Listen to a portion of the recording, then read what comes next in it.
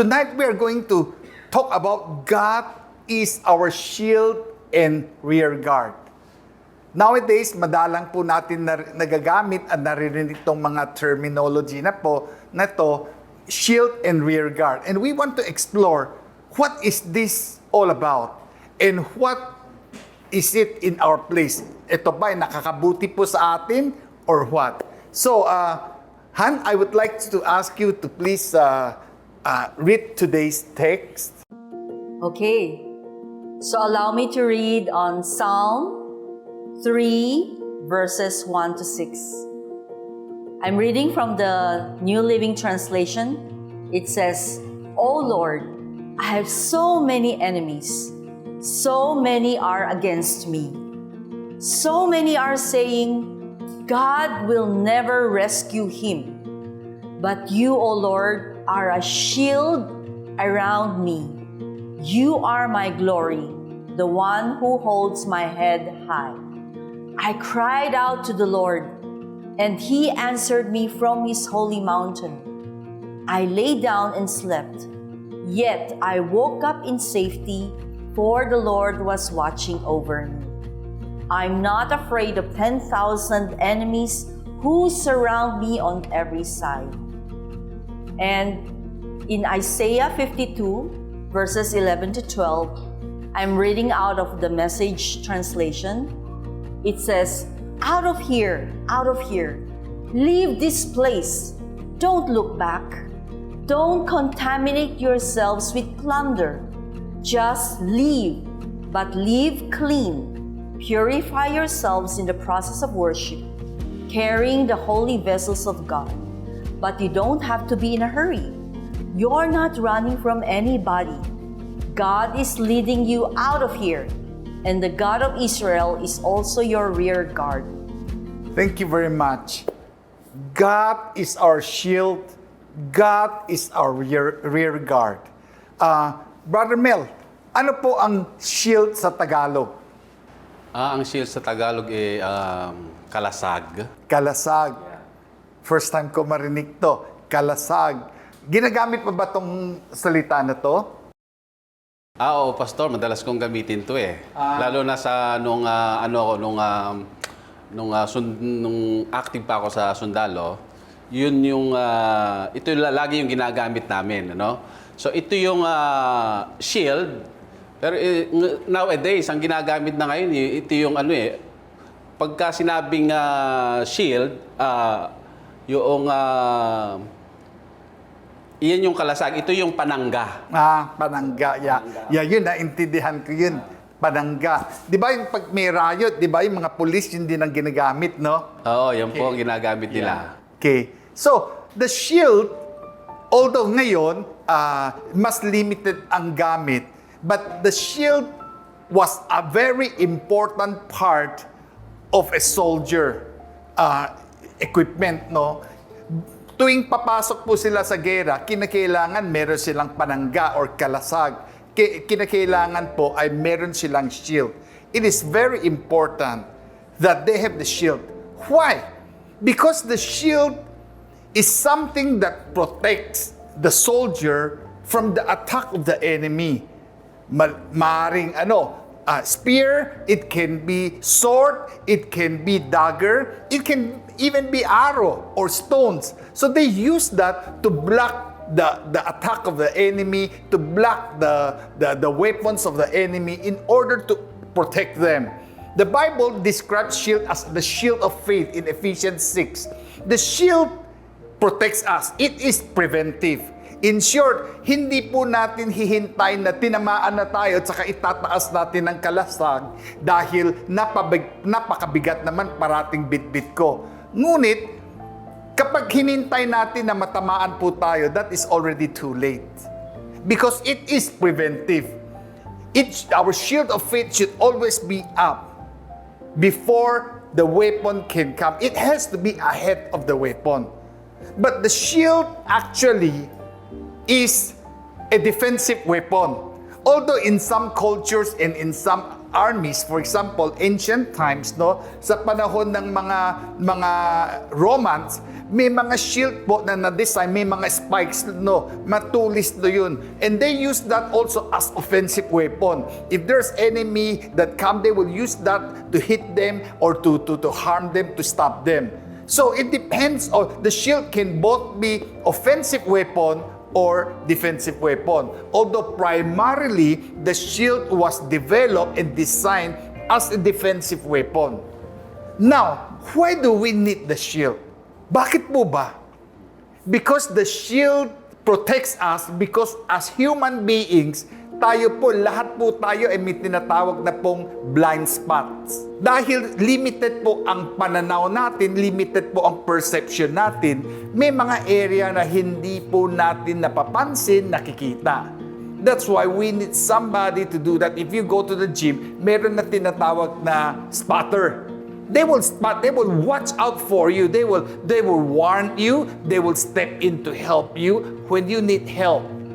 And that is so important because we know as human beings, kahit na gaanon tayo kaingat, gaanong ka-research natin, may hangganan po ang atin mapapansin, mapaghandaan, makikita.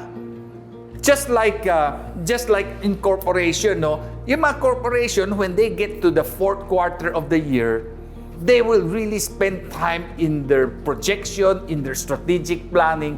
Pinapaghandaan po nila ang mga plano nila for operations, for purchasing, expansion, investment for the coming year.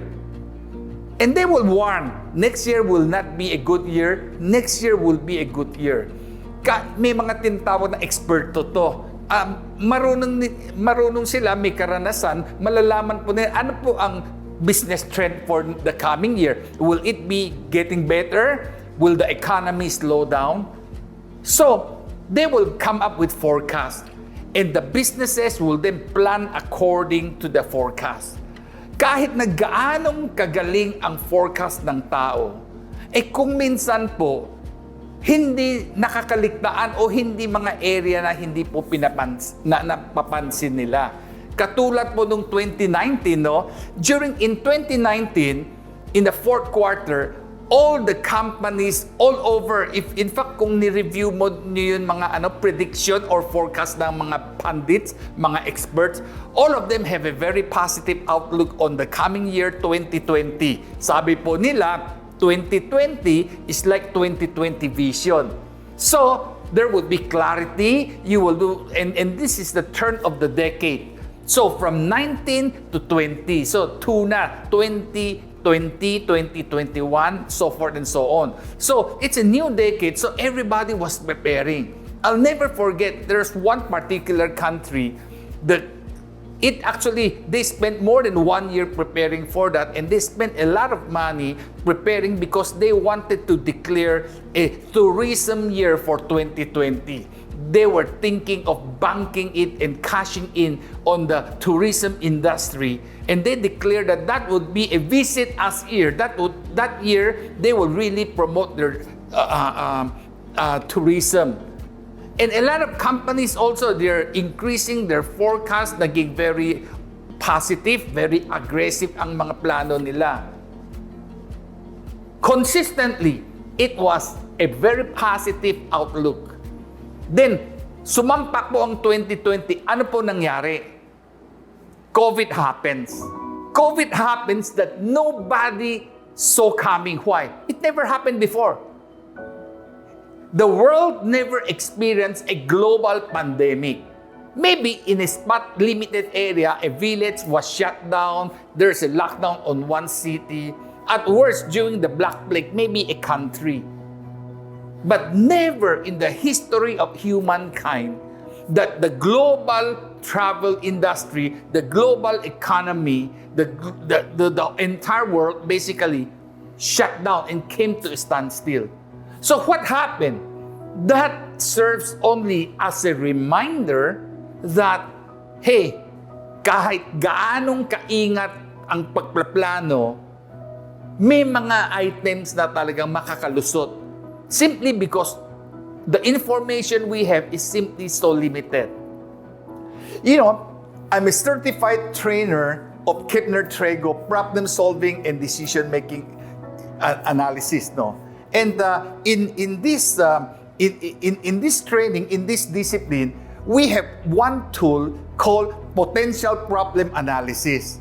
Yun pinaghahanda mo, anong magiging maaring mangyari na problema. So you really plan that. And this is basically to help people not to be caught by surprise. So pinag-isipan nila, kapag nangyari ito, anong gagawin? We run several scenarios so that should something happen, pinaghandaan ko na yun, ready na ako. And in this potential problem analysis, they have two tools. One is preventive analysis, preventive plans. So, ano yun? Halimbawa po, when you're building a house, ano po ang prevention? Dapat may firewall.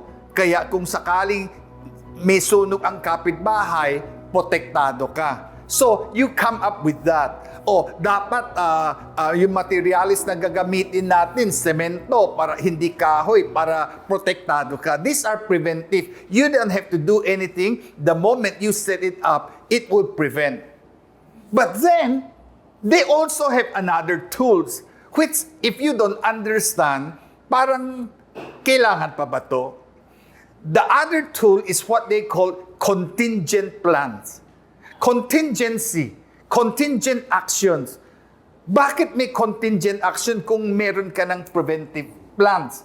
Dahil kung sakaling kahit na gaanong ingat mo to prevent the problem, if the problem still happens, may pangkontra ka. Halimbawa, total we're talking about building a house, the preventive plans is I set up a tall firewall, I use a fire retardant materials, but despite the preparation, what if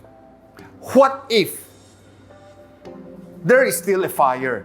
Then that's where you said, okay, I will need fire hydrant, then I will need fire extinguisher, then I will have fire trucks. So these are what we call contingent actions. Na kahit na if all else fail, we can still use this. Why do they come up? Akala ko prevention is para wala ng problema. Ba't kailangan pa ng contingent action? It's an admission na kahit gaanong kaingat natin to prevent things from happening, may mga sorpresa sa buhay.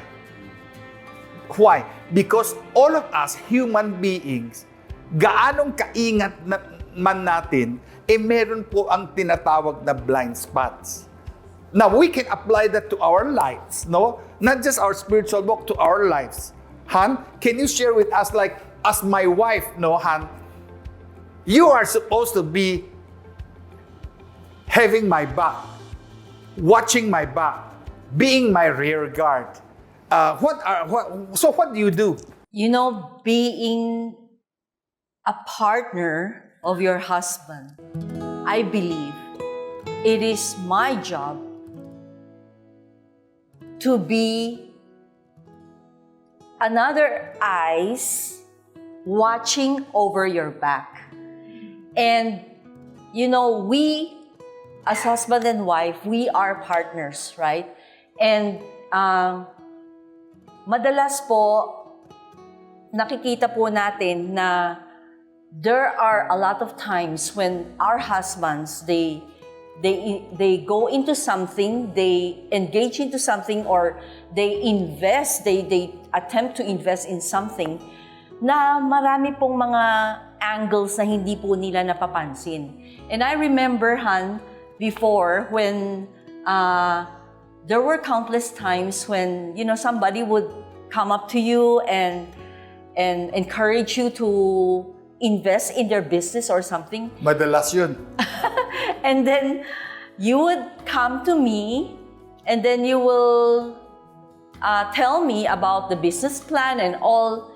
And then being your partner, I feel that it is my duty to help you analyze on certain things and come up with questions na I can ask And Na nakakairita. nakakairita, and yet these are essential questions that needs to be answered. Right. And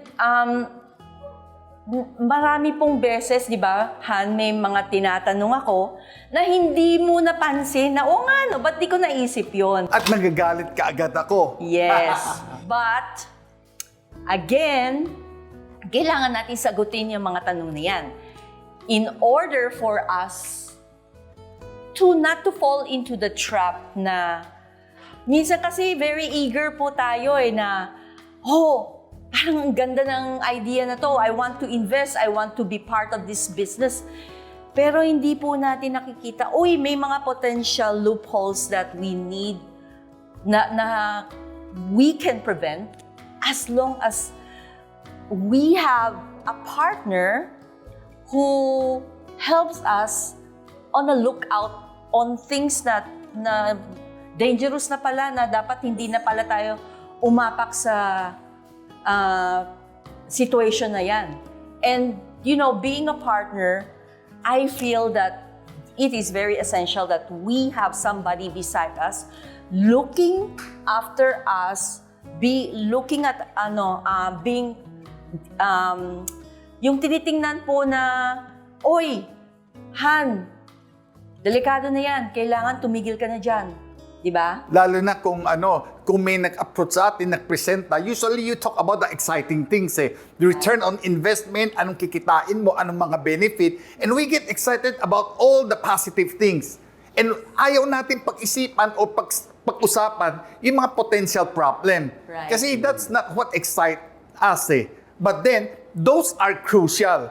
And it is the job of your partner to ask those hard questions. We always like people to tell us what we want to hear. But the good people, it's not appreciated kung minsan. It's a thankless job. But what really need is when we have not just spouses, but we have friends, we have partners, we have children who will tell you what you need to hear. Iba yun. Yung gusto ko makinig, yung gusto mo, yun, I will be happy. Naiirita po tayo when people ask us or tell us things that we need to hear, but we wish we don't hear it. Because that forces us to face the issue. That forces us to reconsider our position. Now, kayo, Hannah and Rom, kayo mga kabataan, how do you apply that naman in your life? Kayo bang magkakapatid? Do you watch out for each other? How do you apply this principle? So, yes po, Pastor, we do look out for each other. And I think with us as sisters, yung personalities namin, we're aligned in the sense that when one is going in the wrong way, or when one hasn't really analyzed things, that we call each other out. Yeah, that's good. Yes.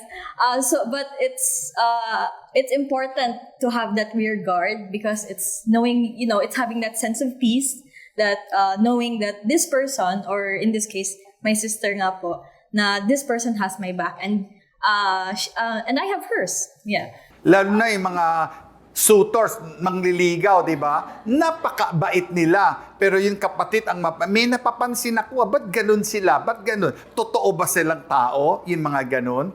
And so it's very important na meron, no? And what else? What else some of your experiences? Ako, Pastor, actually have a good example of that. So there was this time, very recently, this year lang, nung April, where me and my sister, we traveled to Hong Kong together to surprise our dad for his birthday. Now, we had a few days to ourselves before Mom and Dad arrived in Hong Kong. So, but it was our first time in Hong Kong together na kami lang dalawa. Yeah. So, nung nag-touchdown kami sa Hong Kong, from there, we had to navigate talaga everything by ourselves, from how to go to the hotel, to go to this certain restaurant, or to this certain sightseeing spot. And then there was this one instance nung papunta kami sa hotel, from the airport to the hotel. So we were feeling brave, we were feeling very good na alam na namin to. Alam na namin to. Kaya namin to. Yun. Oo. So we decided to take the subway station from the airport to the hotel. And then the thing about Hong Kong, and I'm sure this is common also to other countries, there are times na yung station, the name of the station is also the same as a road. Pero magkalayo talaga sila. So Very different. Yeah, very different. Magkalayo talaga. So this time naman, yung sister ko, hindi niya na-pick up yon. Siya yung parang inaasahan ko nung at least nung that time na at least ito atihan, familiar ka naman to sa road na to. Lumabas na kami lahat. Ang haba na po ng nilakad namin. And then so when we were Na-pick up po viewing, niya. I caught it and I was like, atihan, ikaw naman eh. Mali. Ano ba yan, Mali atihan? talaga. Mali talaga tayo. Tingnan mo, ang layo-layo natin. So, ayun, yung personality nga ho namin na we call each other out. So, and this time, I called her out on the spot. Pero, ayun, so we just focused on fixing the problem and to right the wrong. Pero ayun, that's my example. Just imagine kung mag-isa si Hannah. Wala. Siguro hanggang ngayon, hinahanap pa niya yung hotel, no? So, yun yung, what's good about it is, talagang you have each other's back. And same thing with our Lord. Ganun po si Lord sa atin. He has our back.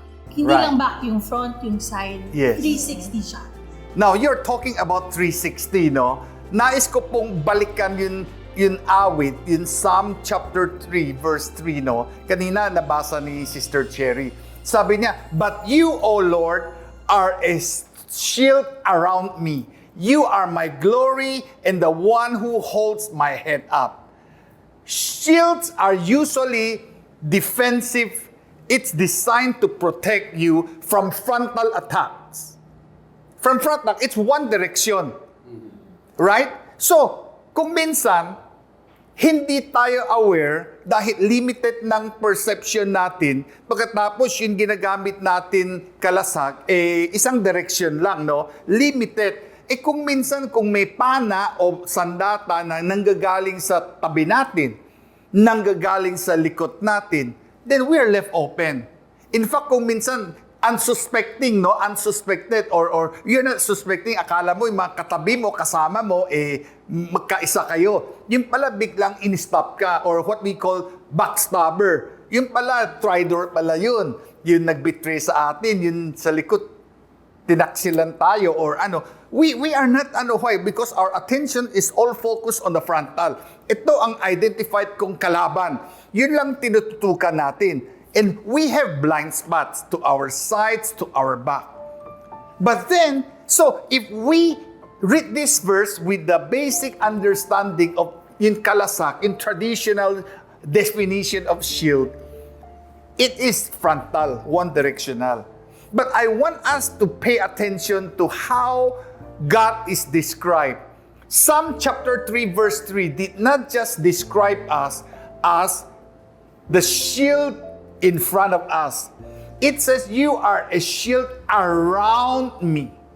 Now, it did not say, "You are shields around me." Marami. Kasi medyo mahirap pag-isipan yun eh. How do you imagine? Because iisang shield, but all around me. How is that possible? Pwede siguro kung marami tayong shield. Pero kung maraming shield, dapat may letter S, dapat plural. Ngunit the Bible use a singular word, no? Shield. You are a shield around me. In short, kakaiba tong shield. God being our shield is not just one-directional, one-dimensional, monodirectional. God being the shield is a different kind of shield. Kakaiba po to. This is a shield all around us. It is both the shield and the rear guard. Kanina, Sister Cherry read from Isaiah. It talks about, "For God is your rear guard." God protects you from behind or from your back. Dahil we said we have blind spots. Not only blind spots, why do we need protection from all around us? Because kahit na nakikita natin, kung minsan, it's too late for us to react to that. In Psalm 91, verses 2 to 7, it reads, "This I declare about the Lord. He alone is my refuge, my place of safety. He is my God, and I trust Him, for He will rescue you from every trap and protect you from deadly disease. He will cover you with His feathers. He will shelter you with His wings. His faithful promises are your armor and protection. Do not be afraid of the terrors of the night or the arrows that flies in the day. Do not dread the disease that stalks in darkness, nor the disasters that strikes in midday. Though 1,000 fall at your side, though 10,000 are dying around you, these evils will not touch you. Now here, this is a familiar psalm. We usually recite that for protection, to remind us that God is our protection. And during pandemic, we always meditate on this psalm all the time. But here, I want us to pay attention to what verse 5 and up to 7 says. No, it says what? For the shadow, in going back to Psalm 91 verse 5, it says that do not be affected by that. No, in verse 5, it says, for the terror that strikes at night, or the arrows that flies in the day. Terrors that strike at night. It is something that we hidden, something that we cannot see. It is something that we cannot see. Psalm chapter 3, it says that terrors that hides in darkness, we cannot see that. It's unseen. And the second is arrows that flies in the day. Ang pana po, tulad ng bala ngayon, Brother Mel, kahit na alam mo na hindi to, dahil sobrang bilis po ang paglipat ng pana, lalo na yung bala, there's no way we can react and shield ourselves. Normally, malalaman po natin kung tinamaan na tayo. Uy, may pana pala. Uy, tinamaan ako ng bala. That's why we need an all-around protection. Not only because we have blind spots, but also because we might not be fast enough to react and protect ourselves from that. And this is very, very important. And that's why, yung mga young people, yung mga kabataan, kung minsan feeling natin, hindi, alam ko na to. Alam ko anong gagawin natin. Pag dito, alam ko nang gagawin. But we don't know. Sometimes things happen so fast, we are not ready for that. That's why kung wala po kayong spouses, kung hindi pa kayo kasal, o wala kayong kapatid who will care for that, that's why it's so important for us to have an accountability partner. A friend who loves us enough, hindi lang will scratch our ears, tell us things that we like to hear, but things that we need to hear. Kahit na masakit man, kahit na medyo very humbling, they care enough for you to tell you, pare, pasensya ka na, pero magligo ka nga kasi talagang nangangamoy ka eh. Ayaw natin sabihin may nagsasabi na offend tayo. But we need somebody who will tell us what we need to hear.